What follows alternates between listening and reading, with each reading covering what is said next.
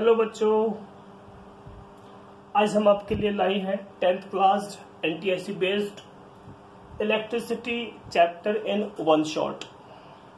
ठीक है, जिसमें देखो हम टॉपिक यहाँ डिस्कस करेंगे फिलहाल आज charge, current, potential difference, ohm's law, combination of resistors, factors on which resistance depends, electric power, energy consumed and heating effect of current. One shot means that जो बेसिक जो रिलेशंस ऑन दैम न्यूमेरिकल्स हम यहाँ discuss करेंगे, बताएंगे। देखो पहले हमारे पास दिया हुआ है चार्ज।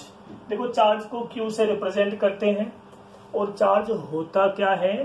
चार्ज इंट्रिंसिक प्रॉपर्टी होती है एलिमेंट्री पार्टिकल्स की, विच शोज अट्रैक्शन, रिपल्शंस, या हम कहें which produce the electric and magnetic effects। ठीक है, तो चार्ज क्या है? इंट्रिंसिक प्रॉपर्टी है एलिमेंट्री पार्टिकल्स की जो प्रोड्यूस करता है इलेक्ट्रिक और मैग्नेटिक इफेक्ट्स। ठीक है, तो चार्ज हमने बताया चार्ज क्या है? एक इमेजिनेशन भी है। देखो चार्ज एक इमेजिनेशन भी है, एक इमेजिनरी थिंग है, और हम कहें charge is the property of elementary particles. ठीक है, और देखो चार्ज को हम दो तरह से चार्ज को देखते हैं, एक पॉजिटिव चार्ज होता है और एक नेगेटिव चार्ज होता है। ठीक है, पॉजिटिव चार्ज देखो एक्चुअल में चार्ज के होने का कारण क्या होता है? Actual transfer of electrons from one body to another when they are rubbing. ठीक है, दो तरह के चार्ज बनते हैं, पॉजिटिव चार्ज और नेगेटिव चार्ज। पॉजिटिव चार्ज होता है लॉस ऑफ इलेक्ट्रॉन्स के कारण और नेगेटिव चार्ज होता है गेन ऑफ इलेक्ट्रॉन्स के कारण। ठीक है, तो ये आपको कॉमन सी बातें हैं, ध्यान रखना है। चार्ज की यूनिट क्या होती है? चार्ज की यूनिट होती है कूलाम। चार्ज को किस में मेजर करते हैं? कूलाम के अंदर मेजर करते हैं। ठीक है, इसके बाद देखो चार्ज को फाइंड करने के लिए एक फॉर्मूला भी होता है। चार्ज को मेजर करने के लिए एक फॉर्मूला होता है, या हम एक प्रॉपर्टी हम देखते हैं, quantization of charge. Charge always quantized, always integral multiple of smallest basic unit of charge. और smallest basic unit of charge क्या होती है? चार्ज ऑन द इलेक्ट्रॉन, जिसको हम smallest basic unit of charge लेके चलते हैं। ठीक है, तो ये जो हम प्रॉपर्टी बताने वाले हैं that is quantization of charge, जिसके अकॉर्डिंग देखो ये प्रॉपर्टी एक है quantization of charge.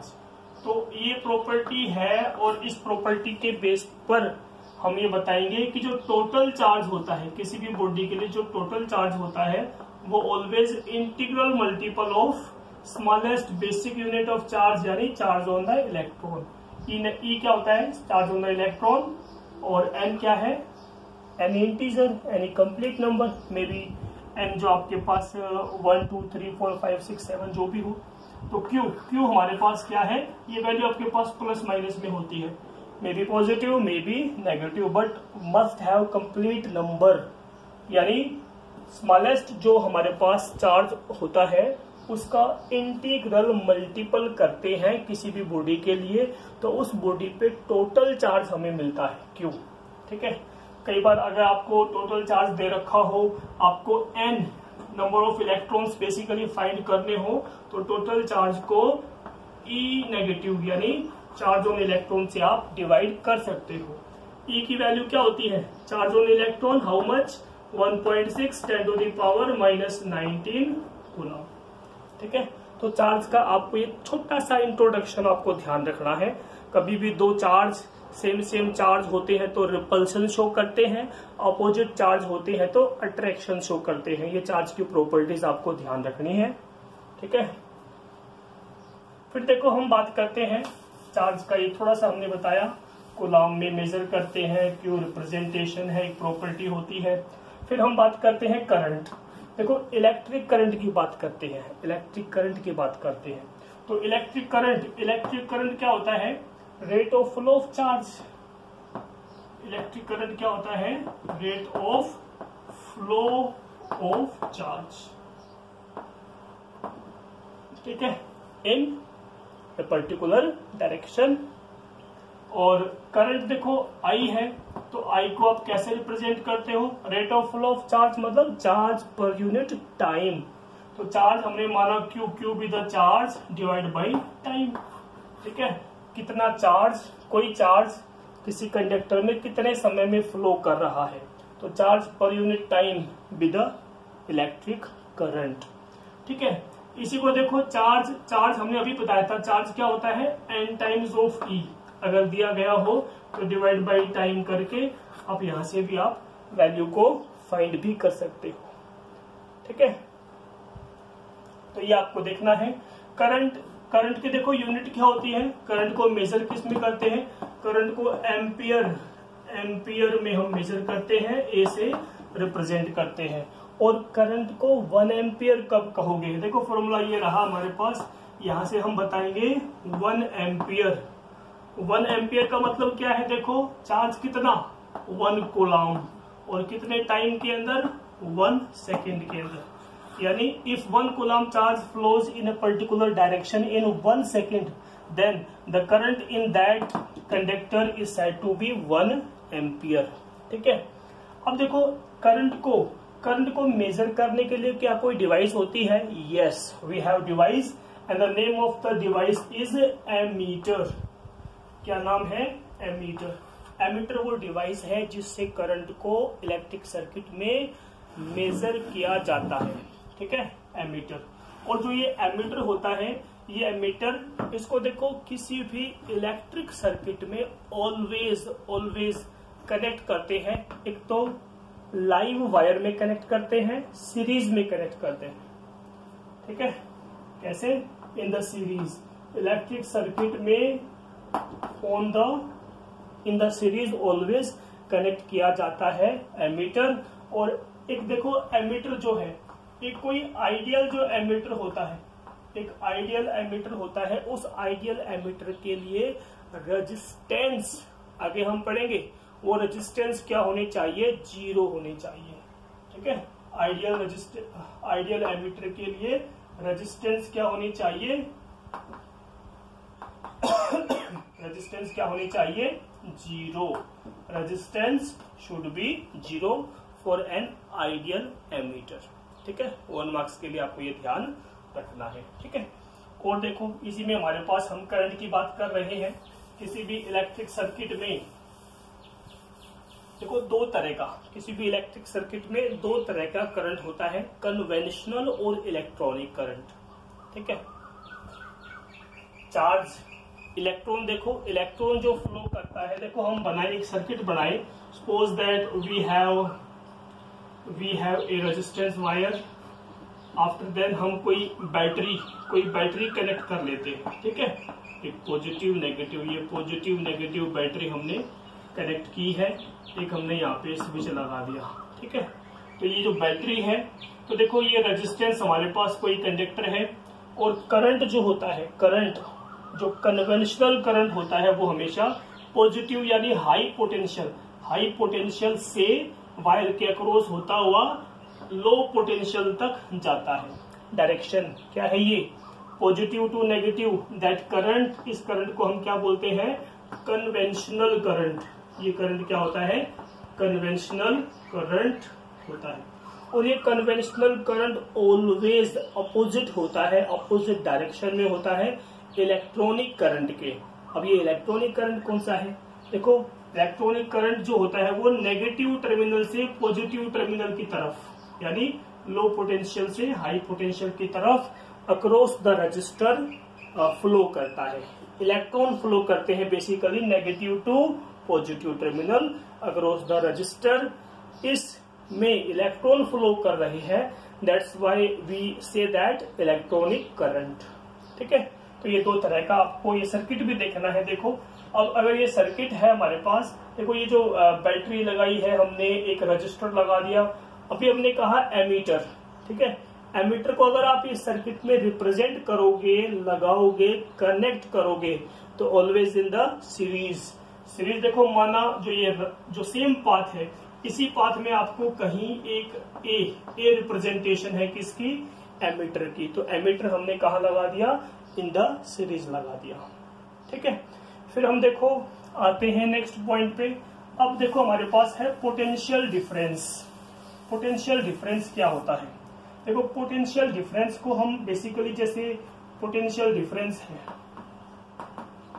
Potential difference किसी भी इलेक्ट्रिक सर्किट में जो पोटेंशियल डिफरेंस आप फाइंड करते हो, बेसिकली वो दो इलेक्ट्रिक पोटेंशियल का डिफरेंस होता है। ठीक है, दो अलग अलग पॉइंट पर जो डिफरेंस होता है इलेक्ट्रिक पोटेंशियल का, उसी को हम क्या बोलते हैं? Electric potential difference. मैथमेटिकली जो आपको यहाँ बताना होता है, ये क्या होता है? Work done per unit charge होता है। पोटेंशियल डिफरेंस क्या होता है? किसी एक one point two another point जो यूनिट पॉजिटिव चार्ज मूव कर रहा होता है, उस पर किया गया वर्क, इलेक्ट्रिकल वर्क होता है ये। ठीक है, वर्क डन होता है from any one point two another point. In short हम इसको ये लिखते हैं, इन शॉर्ट जो आपके पास पोटेंशियल जो होता है, इसको work done per unit charge, इस तरह से हम रिप्रेजेंट करते हैं। आपको ये ध्यान रखना है। ठीक है, पोटेंशियल डिफरेंस जिसको मेजर करते हैं किसके अंदर? वोल्ट के अंदर। Volt is the unit. और जो potential difference is said to be 1 volt if जो इलेक्ट्रिकल वर्क डन हुआ है चार्ज के ऊपर, वो कितना हो? 1 जूल वर्क हो। चार्ज कितना? 1 coulomb. Means that 1 joule electrical work should be done on unit positive charge, that is 1 coulomb. ठीक है, अगेंस्ट द फील्ड होता है, जिसको हम क्या, इस समय जो 1 joule upon 1 coulomb, in that case potential difference is said to be 1 volt. ठीक है, अब देखो जैसे हमने अभी बताया कि करंट को मेजर करने के लिए एमीटर, इसी तरह से पोटेंशियल डिफरेंस को मेजर करने के लिए कौन होता है? पोटेंशियल डिफरेंस को मेजर करने के लिए होता है volt meter. The device, electrical instrument, जिसको हम क्या बोलते हैं? Volt meter. तो वोल्ट मीटर जो है इलेक्ट्रिक सर्किट में हमेशा जो आपके पास कंडक्टर होता है, जो रेजिस्टेंस होता है, उसके पैरेलल में कनेक्ट होता है। तो ऑलवेज कनेक्ट इन पैरेलल, हमेशा ही कैसे? पैरेलल में कनेक्ट करते हैं। और किसी आइडियल वोल्ट मीटर के लिए उसकी जो रेजिस्टेंस है वो क्या होनी चाहिए? Infinite. For ideal volt meter resistance R that should be infinite. For 1 marks you must know, ideal volt meter resistance R should be what? Infinite. तो ये आपको छोटी सी बात यहाँ पे ध्यान रखनी है। हमें पता चला करंट के बारे में, पता चला हमें वोल्ट मीटर यानी पोटेंशियल डिफरेंस के बारे में पता चला। अब देखो अगर आप इस सर्किट में वोल्ट मीटर को कहीं कनेक्ट करोगे तो कहाँ? इस रेजिस्टेंस के पैरेलल में। देखो पैरेलल में क्या होता है? वोल्ट मीटर को जोड़ा जाता है। Voltmeter always connect in the parallel to the resistance. ठीक है, जब ये हमने किया, अब देखो हमारे पास करंट और पोटेंशियल डिफरेंस, इसको बताने के लिए, एक्सप्लेन करने के लिए एक लॉ बना है, and the law is Ohm's law. And the law is what? Ohm's law. Ohm's law क्या है इसको भी हम जानेंगे। देखो ओम्स लॉ में क्या बताया गया, किसी भी इलेक्ट्रिक सर्किट में जब आपने बैटरी, देखो जब बैटरी जोड़ दी है तो बैटरी का अपना खुद का पोटेंशियल डिफरेंस होता है, बैटरी की अपनी खुद की ईएमएफ होती है, इलेक्ट्रोमोटिव फोर्स। ठीक है, जो कि पोटेंशियल डिफरेंस ही है। जब स्विच ऑफ होता है, in that case potential difference of the battery that is called EMF. Otherwise जब स्विच आप ओपन कर देते हो, क्लोज कर देते हो, इन दैट केस जो आपके पास ईएमएफ होती है वो ही क्या कहलाती है? पोटेंशियल डिफरेंस कहलाती है अक्रॉस एनी रजिस्टर। ठीक है, तो ओम्स लॉ जो हमें देता है relation between potential difference and current. तो देखो स्टेटमेंट, इस ओम्स लॉ की स्टेटमेंट ये होती है कि जो करंट किसी इलेक्ट्रिक सर्किट में फ्लो कर रहा होता है वो डायरेक्टली प्रोपोर्शनल होता है पोटेंशियल डिफरेंस यानी V applied at constant physical conditions. और वो फिजिकल कंडीशंस बेसिकली हम टेम्परेचर की बात करते हैं कि experimentally temperature should be constant. तो टेम्परेचर क्या रहना चाहिए, टेम्परेचर शुड बी कांस्टेंट। तो डेफिनेशन तो हमारे पास ये है। लैंग्वेज वाइज आपको ये बताना पड़ेगा कि करंट जो किसी इलेक्ट्रिक सर्किट में फ्लो कर रहा है वो पोटेंशियल डिफरेंस के डायरेक्टली प्रोपोर्शनल होता है। बट जब आप इसको मैथमेटिकली कर रहे होंगे तो आपको ऐसे नहीं लिखना, इन दैट केस आपको ये रिवर्स कर देना है, बी डायरेक्टली प्रोपोर्शनल टू आई। क्यों? बिकॉज देखो करंट जो है because of battery, because of potential difference, current के कारण पोटेंशियल डिफरेंस नहीं है। तो ऑलवेज करंट का जो कॉज क्या है, पोटेंशियल डिफरेंस है। पोटेंशियल डिफरेंस का कॉज करंट नहीं है, ठीक है। पोटेंशियल डिफरेंस का कॉज करंट नहीं है, लेकिन करंट का कॉज कौन है, पोटेंशियल डिफरेंस। तो cause always in the right side, cause always in the left side और effect always in the right side. इसलिए हमारे पास मैथमेटिकली जब आप करोगे तो ये आपको लेना है v directly proportional to v। Directly को इक्वल करोगे तो v इज इक्वल टू हमारे पास कांस्टेंट आएगा, उस कांस्टेंट को हम r और ये i हमारे पास है ही, यानी v is equal to i into r, v is equal to i into r। इस रिलेशन को हम बोलते हैं इक्वेशंस ऑफ ओम्स लॉ। तो ओम्स लॉ में हमारे पास v is equal to i into r। R, ये R जो है इसको हम रेजिस्टेंस ही बोलते हैं। वेयर आज R इज व्हाट, R को हम क्या बोलते हैं, रेजिस्टेंस कहते हैं। R को क्या बोलते हैं, रेजिस्टेंस। और रेजिस्टेंस एक्चुअली है क्या, रेजिस्टेंस क्या है?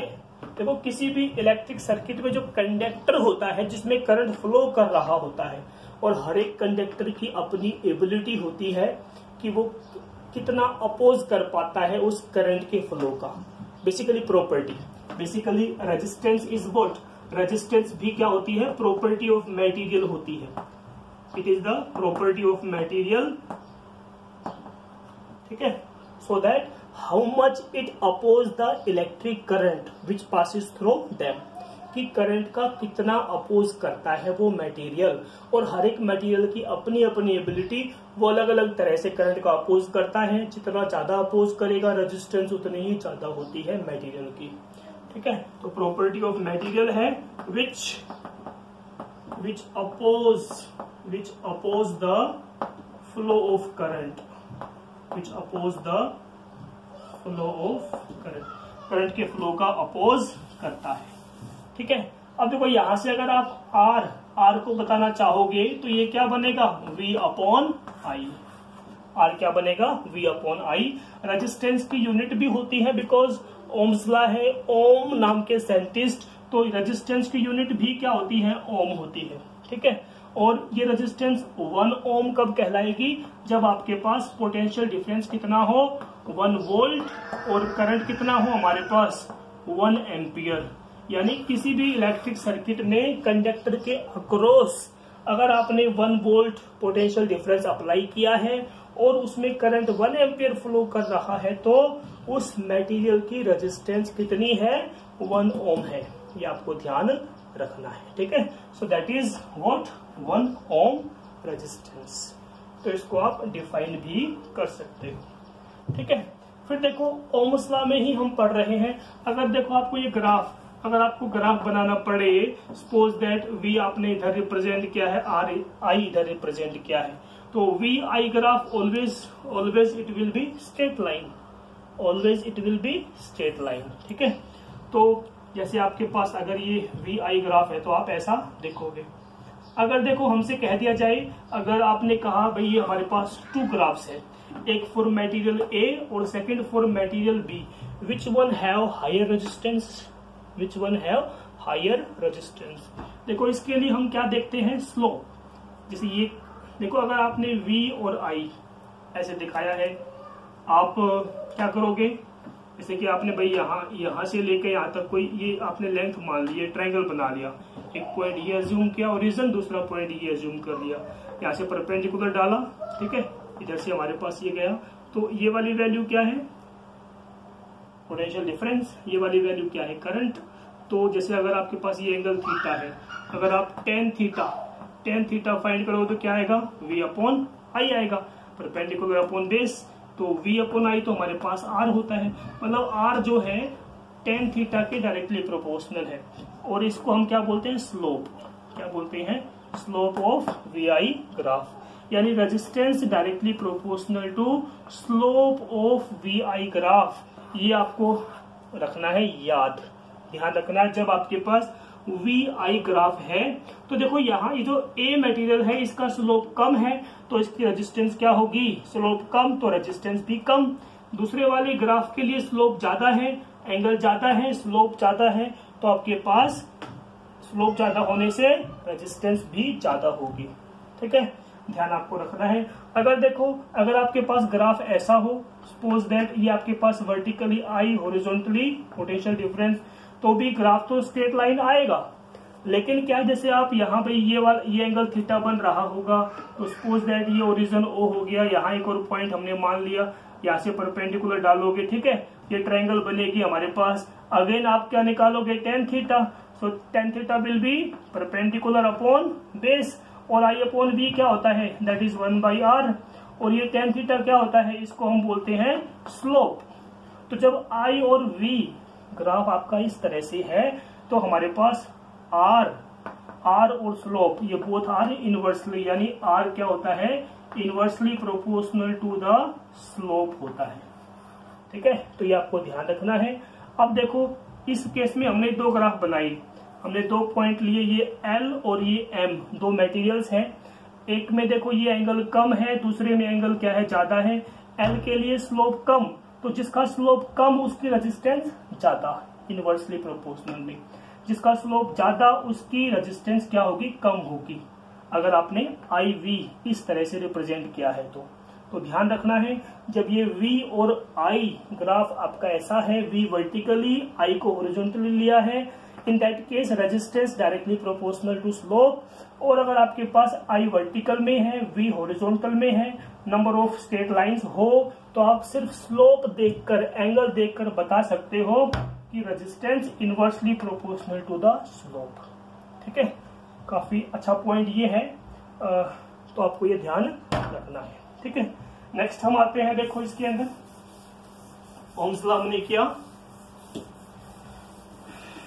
अब देखो, जो ये रेजिस्टेंस हम पढ़ रहे हैं, रेजिस्टेंस किन किन वैल्यूज पे डिपेंड करती है। देखो हम बताएं, factors on which resistance depends, factors on which resistance depends, वो कौन कौन से फैक्टर्स हैं जिन पे रेजिस्टेंस डिपेंड करती है। देखो हम क्या देखते हैं, हम डायरेक्टली लिख रहे हैं रेजिस्टेंस आर। ये रेजिस्टेंस क्या होती है, directly proportional to L. L is the length of the resistor. वो किसी भी रजिस्टर की रिप्रेजेंटेशन ये होती है। ठीक है, किसी भी रजिस्टर को आप इस तरह से रिप्रेजेंट करते हो।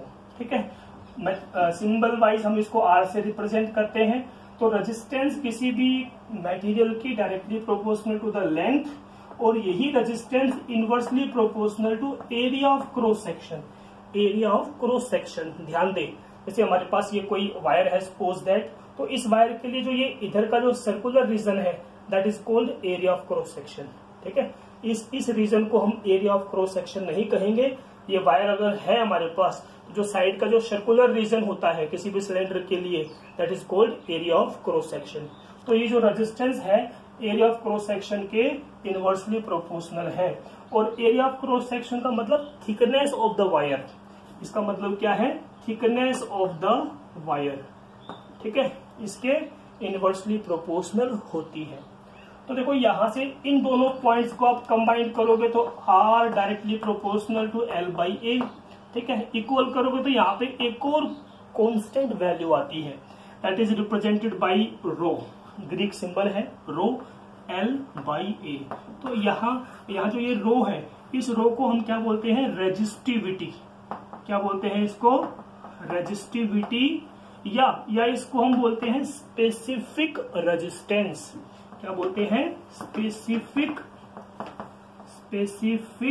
रेजिस्टेंस, इसे हम कहते हैं। ठीक है, रो इज, देखो बेसिकली रो जो है रेजिस्टेंस ही होती है, पर ये क्या है, स्पेसिफिक है, कंडीशनल रेजिस्टेंस है। देखो यहां से आप रो इज इक्वल टू अगर फाइंड करोगे तो ये R into A upon L. ठीक है, तो ये जो रो है दैट इज कॉल्ड रेजिस्टिविटी।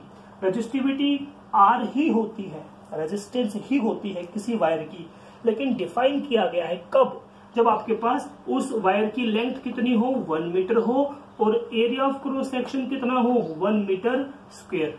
ठीक है, in that case resistivity will be equals to resistance of the wire. तो रेजिस्टेंस जो होती है, रेजिस्टेंस तो लेंथ पे, एरिया पे, टेम्परेचर पे डिपेंड करती है, पर रेजिस्टिविटी जो होती है वो डायमेंशंस पे डिपेंड नहीं करती है, लेंथ, एरिया इन सब पे डिपेंड नहीं करती है। डिपेंड करती है मटेरियल का नेचर कैसा होता है, डिपेंड करती है टेम्परेचर क्या है। ठीक है, इन सब बातों का आपको ध्यान रखना है। तो बेसिकली हमने क्या कहा, resistivity is the resistance when length of the resistance is 1 metre और area of cross section is 1 metre square. और we can say that if one cube of the volume, unit cube of volume है हमारे पास किसी conductor का, तो उस समय resistivity equals to resistance होती है। क्या इसकी कोई यूनिट भी होती है? रेजिस्टिविटी की यूनिट क्या होती है बताओ? देखो यूनिट ये होती है, देखो आर को हम ओम के अंदर और ए को हम metre square area upon length किसमें मीटर, 1 मीटर से 1 मीटर कट जाएगा, सो फाइनली ओम मीटर। ठीक है, देखो रेजिस्टिविटी, रेजिस्टेंस जो ओम था, ओम जो हमने नाम लिखा था ओम, तो ओम के रिपर सिंबल ऐसा होता है, ध्यान रखिए। ये क्या है, इसका सिंबल है ओम का, तो ये ohm metre is the unit of resistivity. तो रेजिस्टिविटी, एक और बात आप लिख लो यहाँ पे, रेजिस्टिविटी जो होती है इंडिपेंडेंट होती है। Resistivity is independent on dimensions. Dimensions का मतलब जो लेंथ, वॉल्यूम है ना, एरिया, इन सब पे डिपेंड नहीं करती है रेजिस्टिविटी। ध्यान दे, resistivity depends on the nature of the material और टेम्परेचर, इन बातों पे डिपेंड करती है। ठीक है, तो ये आपको देखना है, ध्यान रखना है रेजिस्टिविटी के बारे में। ये फॉर्मूला आपको याद रखना है। अगर आपको रेजिस्टिविटी, लेंथ, एरिया ये सब दे रखा हो तो रेजिस्टेंस आपको फाइंड करनी आनी चाहिए। ठीक है, एक और बात आपको ध्यान रखनी है, देखो जब हमें कभी कहा जाए कि कोई वायर है, उसकी लेंथ को आपने डबल कर दिया, किसी वायर की लेंथ को आपने n टाइम्स कर दिया। देखो हमसे कहा जाए if length of wire becomes n times, if length of wire becomes n times, तो रेजिस्टेंस क्या होगी, न्यू रेजिस्टेंस क्या होगी। ठीक है, तो कंक्लूजन क्या होता है, जो न्यू रेजिस्टेंस आपके पास होगी R डैश, वो क्या होगी, n square times of original, n square times of original resistance. ध्यान रखिए, ऑलवेज ऐसा होगा। ये एक हमारे पास रिलेशन है, एक्चुअली ये रिजल्ट आता है, इसको फाइंड करना पड़ता है। देखो क्या होता है, जब आप लेंथ को इंक्रीज या डिक्रीज कर रहे होते हो, तो लेंथ को इंक्रीज या डिक्रीज करने पे सिर्फ लेंथ नहीं बदलती, उस वायर का एरिया भी चेंज होता है। ठीक है, तो न्यूमेरिकली सोल्व करते हैं तब जाके हमारे पास ये रिजल्ट आता है। जब कभी आपको ऐसा दिया गया हो कि कोई वायर है, उसकी लेंथ हमने n टाइम्स इंक्रीज या डिक्रीज की है, तो resistance will be n square times of r, आएगा रिजल्ट, ध्यान रखें। ठीक है, फिर देखो इसमें कई बार हमसे बोल लेता है, कई बार हमसे मतलब परसेंटेज चेंज पूछ लेता है, percentage change in resistance. Numerically हम देख लेते हैं percentage change in the resistance. तो परसेंटेज चेंज आप कैसे निकालोगे? देखो इनिशियली जो वैल्यू होती है वो, और फाइनली हमारे पास जो वैल्यू आती है वो, तो हम क्या देखते हैं, चेंज, रेजिस्टेंस में कितना चेंज आया, पहले क्या वैल्यू है। ठीक है, तो परसेंटेज चेंज निकालने का फॉर्मूला क्या होता है, फॉर्मूला होता है चेंज इन द रेजिस्टेंस। कैसे निकालोगे आप ये value, change in resistance divide by original resistance, divide by original resistance, और मल्टीप्लाई करना है आपको किससे, 100 से। ठीक है, अब देखो चेंज का मतलब क्या है, जैसे हमने लेंथ या एरिया कुछ भी चेंज किया, तो न्यू रेजिस्टेंस हमारे पास क्या आई, मान लिया R डैश क्या है, न्यू है, माइनस में ओरिजिनल क्या है, सपोज दैट R है, तो डिवाइड बाई ओरिजिनल R है ही हमारे पास, और मल्टीप्लाई किससे करोगे, 100 से। तो हमें percentage change in the resistance को फाइंड करना आएगा। If we have numerically values, then we can apply and can find the percentage change in the resistance। ठीक है, तो ये आपको इसमें ध्यान रखना है। अब देखो टेम्परेचर का इफेक्ट हमारे पास रह गया। जो रेजिस्टेंस होती है डायरेक्टली प्रोपोर्शनल टू टेम्परेचर होती है, तो ये भी आपको ध्यान रखना है फॉर एनी कंडक्टर के लिए ऐसा होता है। डायरेक्टली फॉर किसके लिए है? फॉर कंडक्टर्स के लिए तो ये डायरेक्टली प्रोपोर्शनल होती है, और रेजिस्टेंस इनवर्सली प्रोपोर्शनल होती है टेम्परेचर। किसके लिए? For semi conductors. तो ये भी आप इसको याद रख सकते हो 1 मार्क्स के लिए। For conductors resistance directly proportional to temperature, और for insulators inversely proportional to temperature. ठीक है, अब देखो हम यहाँ 2 फॉर्मूले बताने वाले हैं कि जब आपके पास रजिस्टर्स होते हैं, रजिस्टर्स है उनको आपने कंबाइन किया है, may be in the series may be in the parallel. देखो जैसे हमने कहा भाई हमारे पास एक रजिस्टर है, फिर ये दूसरा रजिस्टर है, फिर ये तीसरा रजिस्टर है, ऐसे मान लिया ये R1 है, ये R2 रेजिस्टेंस है, ये R3 रेजिस्टेंस है। तो जब आपके पास कभी ग्रुपिंग होती है, इस अरेंजमेंट को हम क्या बोलते हैं? Series combination. तो टोटल आपको रेजिस्टेंस इक्विवेलेंट फाइंड करनी है।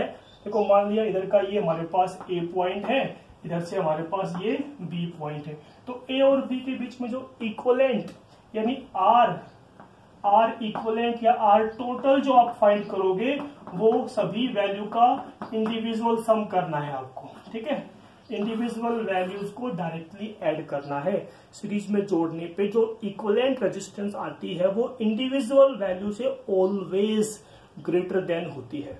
ठीक है, ध्यान रखें। फिर देखो हम दूसरा पॉइंट करते हैं पैरेलल। जैसे हमने क्या किया, ये 2 पॉइंट है, ये 2 पॉइंट हमारे पास लिए हैं। सपोज दैट एक रेजिस्टेंस हमारे पास है, एक हमने और जोड़ दिया ऊपर से, फिर हमने एक और यहाँ से कनेक्ट कर दिया।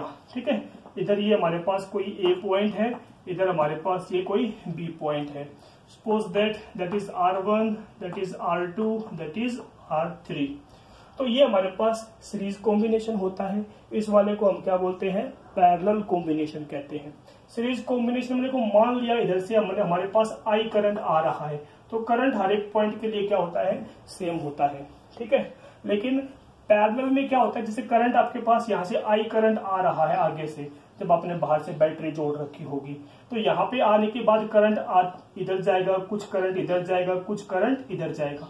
सपोज दैट इधर हमारे पास I1, इधर हमारे पास I2, इधर हमारे पास I3, यानी पैरेलल कॉम्बिनेशन में करंट डिस्ट्रीब्यूट हो जाता है। ठीक है, 2 पॉइंट के बीच में हमें number of resistors but in different path connect करने होते हैं। In that case, we can say that the resistance are connected in parallel। और पैरेलल में देखो जितने भी रजिस्टर्स होते हैं उनको हमने 2 पॉइंट के बीच में ही कनेक्ट किया हुआ है, तो सभी के लिए जो पोटेंशियल डिफरेंस होता है, potential difference in parallel combination always remains same.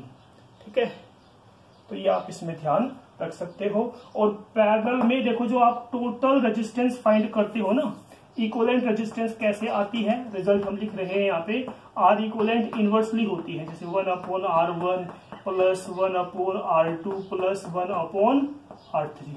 इस तरह से ये फॉर्मूला हमारे पास आता है।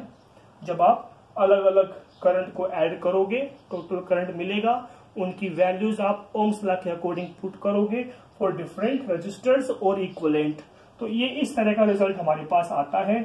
यहाँ हम देखते हैं कि जो इक्विवेलेंट रेजिस्टेंस होती है पैरेलल में, इंडिविजुअल रेजिस्टेंस से ऑलवेज कम होती है, लेस देन होती है। ठीक है, जब आपके पास सिर्फ 2 रजिस्टर होते हैं, देखो if we have only 2 resistors, जैसे आपके पास R इक्विवेलेंट निकालना चाहोगे, कब? जब आपके पास सिर्फ 2 रजिस्टर होते हैं, for 2 resistors only, for 2 resistors only, for 2 resistors जो R इक्विवेलेंट आपको मिलेगी। सपोज दैट आपके पास एक R1 है, दूसरा R2 है, divide by R1 plus R2। तो ये आपको इसमें ध्यान रखना है।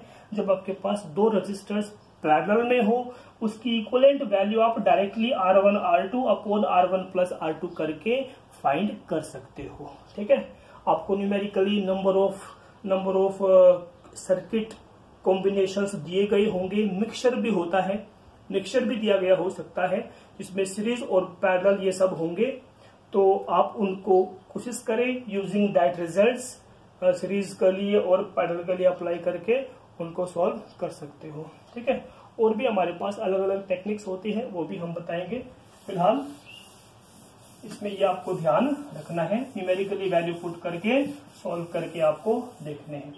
फिर देखो हम बात करते हैं इलेक्ट्रिक पावर। फिर हम बात करते हैं इलेक्ट्रिक पावर। ये इलेक्ट्रिक पावर क्या होती है? देखो electric power basically rate of doing work, rate of electric work done आप कह सकते हो, rate of electric work done with respect to time. यानी इसको कैसे बताओगे आप? देखो इलेक्ट्रिक पावर जो है, इलेक्ट्रिक पावर को P से रिप्रेजेंट करेंगे और ये होती क्या है? Rate of electrical work, rate of electrical work, ठीक है, विद रिस्पेक्ट टू टाइम।